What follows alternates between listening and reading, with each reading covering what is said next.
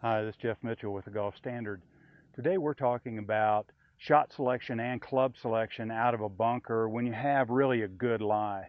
Now there are a couple of variations on this. This one right here is in kind of the bottom of the sand trap and it's got a good lie, but I have a pretty far carry distance, probably 12 yards, and only about 6 or 7 yards of green to work with.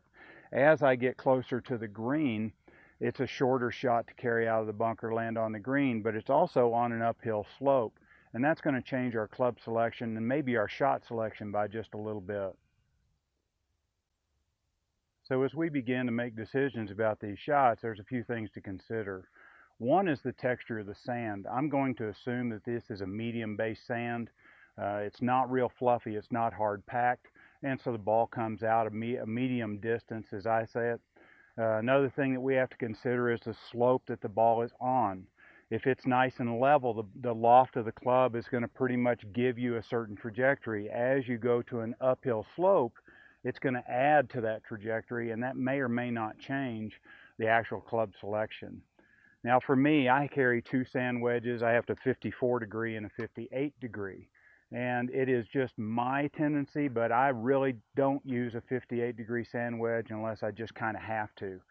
For me, it's a wedge where I have to take a very large swing, usually to hit the golf ball a relatively short distance.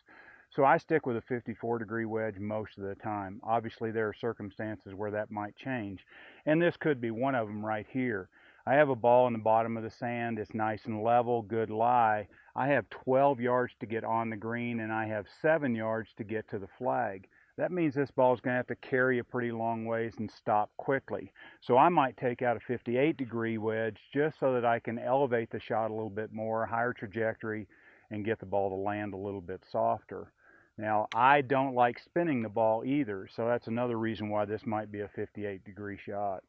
As we start moving a little bit closer to the green, now your choices change just a little bit. Not only is this on an uphill slope, but it's closer to the green.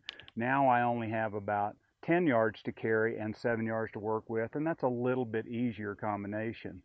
Now I can still use that 58 and I can elevate it and I can carry it probably 3 or 4 yards on the green and stop the ball, or I can stick with my 54-degree wedge. I've got plenty of green here because with that little bit of elevation or slope change, it's gonna come off a little bit steeper, and so that means it's going to stop a little bit quicker.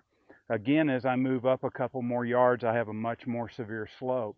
And for me, what this does is it changes me definitely to the 54-degree wedge, because when I set up to this one, I want to make sure that I'm perpendicular to the slope. And by doing that, I'm adding quite a bit of loft to this shot.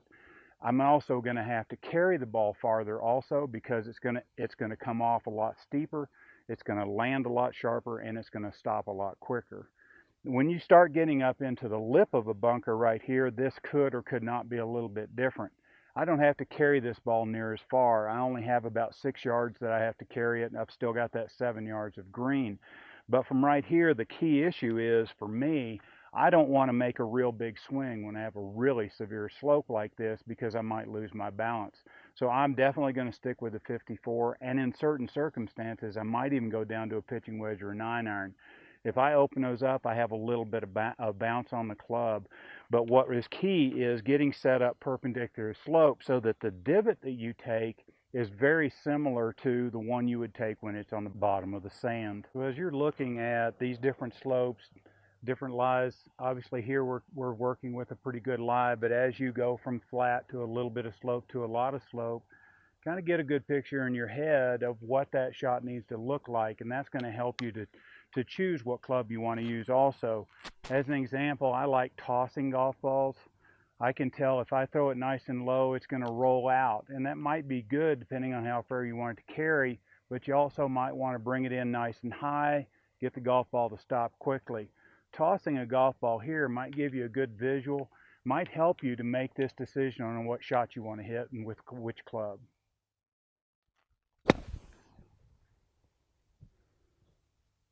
So even out of a good lie, sometimes you have to make some adjustments. Make sure you're paying good attention to the slope of the sand, maybe even the texture, but that's a lesson for another time.